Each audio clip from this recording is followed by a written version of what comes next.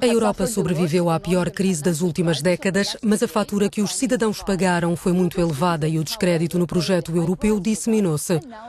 Viemos até ao Fórum Económico de Bruxelas falar sobre a gestão da crise com o responsável pelo Mecanismo Europeu de Estabilidade, Klaus Regling. Mr. Regling, many thanks for joining me on Global Conversation. O senhor está à frente de um mecanismo que foi criado no apogeu da turbulência para resgatar países em dificuldade.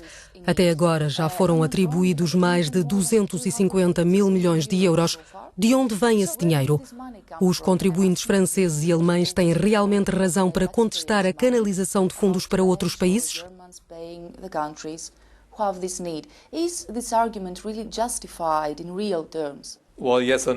Sim e não. O dinheiro que desembolsamos para esses países provém dos mercados. Quando entregamos fundos à Grécia, como fizemos no passado com a Irlanda ou Portugal, não estamos a utilizar o dinheiro dos orçamentos nacionais dos nossos membros. No entanto, o compromisso de operacionalidade assumido por este mecanismo implica riscos para os orçamentos dos seus membros. Se as coisas correrem mal, estão em causa custos reais.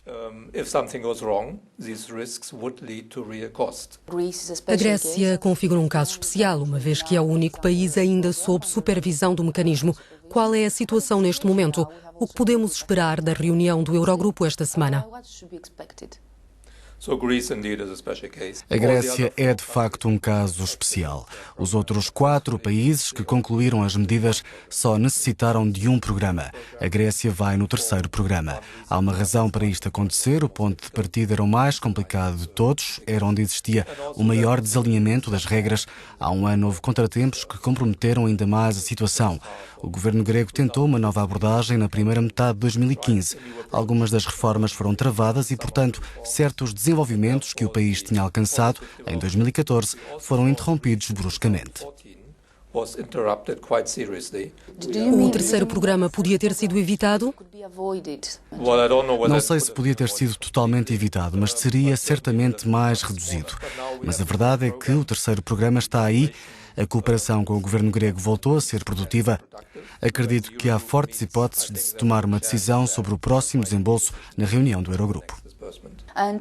Há também um debate sobre a renegociação da dívida grega. Depois do último encontro do Eurogrupo, foi anunciado que poderia ser desencadeado um mecanismo após a aplicação do programa, caso seja necessário.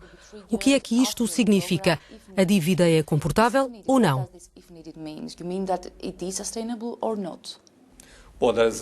Essa é a grande questão. Dado o alargado horizonte temporal deste programa, os empréstimos só vão atingir a maturidade daqui a cerca de 30 anos.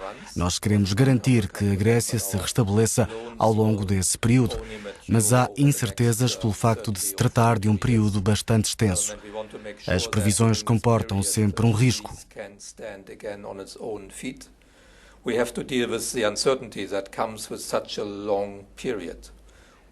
Há incertezas mesmo para o ano que vem. Quando se gera um intervalo de 30 anos, as dúvidas são muito maiores. O anúncio do Eurogrupo é muito acertado. Há disponibilidade para ajudar a Grécia se a Grécia implementar reformas.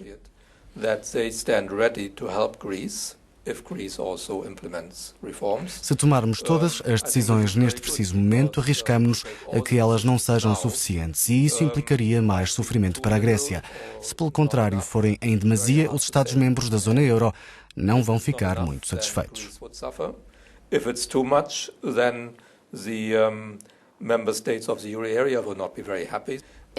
Os cidadãos britânicos preparam-se para decidir se querem ou não continuar na União Europeia. Como será o dia seguinte se decidirem mesmo abandonar o bloco europeu? Qual é o seu maior receio? Em termos políticos, seria uma perda enorme para a União Europeia. Todos os governos dos Estados-membros querem que o Reino Unido fique. Em termos económicos, como apontam vários estudos, seria dispendioso, sobretudo para o Reino Unido. Não é ainda muito claro qual seria o custo exato. Depende do que acontecerá nos anos seguintes, do tipo de acordos estabelecidos com a União Europeia. É óbvio que haverá sempre uma ligação e relações comerciais, mas em que moldes? Não sabemos. Não sabemos quanto tempo é necessário para chegar a um novo acordo. É muito difícil prever o que pode acontecer. Os mercados também se podem tornar muito voláteis.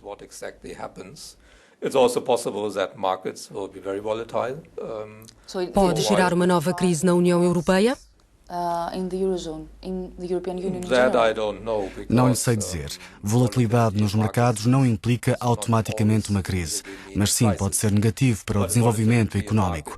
No entanto, não me parece que isto vá resultar numa crise.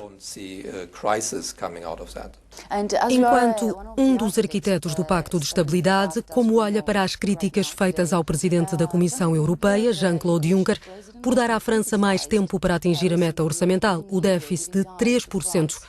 França é um caso à parte?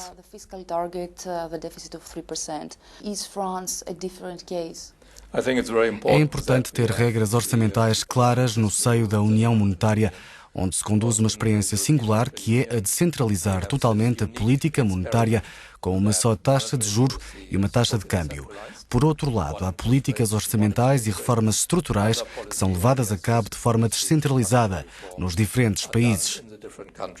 Durante décadas houve pessoas a dizer que este sistema não funcionava. A nossa resposta foi sempre: funciona, mas tem de ser bem coordenado. Nos últimos anos, tornamos o Pacto de Estabilidade mais flexível, de forma a acomodar situações económicas diversas. Isso é positivo. França deve ter mais tempo para fazer ajustamentos? Isso depende da análise que está a ser efetuada pela Comissão. Como disse, hoje em dia há mais fatores a ter em conta na altura de decidir mais flexibilidade. Em termos gerais, todos os países devem ser tratados da mesma forma. Alguma vez achou que a zona euro podia realmente colapsar? Estivemos muito perto em 2011 e 2012, mas as iniciativas do Banco Central Europeu, do Mecanismo de Estabilidade, da União Bancária, o ajustamento de certos países já estavam no bom caminho. Hoje em dia, com a devida distância, é muito fácil perceber por que é que não houve um colapso.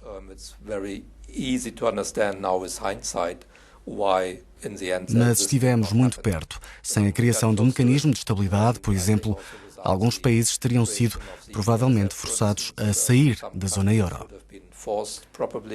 Congratulo-me por isso não ter acontecido. Nos últimos anos houve momentos muito críticos, mas podemos ter orgulho naquilo que alcançamos entretanto. Nenhum país está em risco de deixar a zona euro. Não, de todo. Mr. Regling, thank you very much for being with us. You're welcome.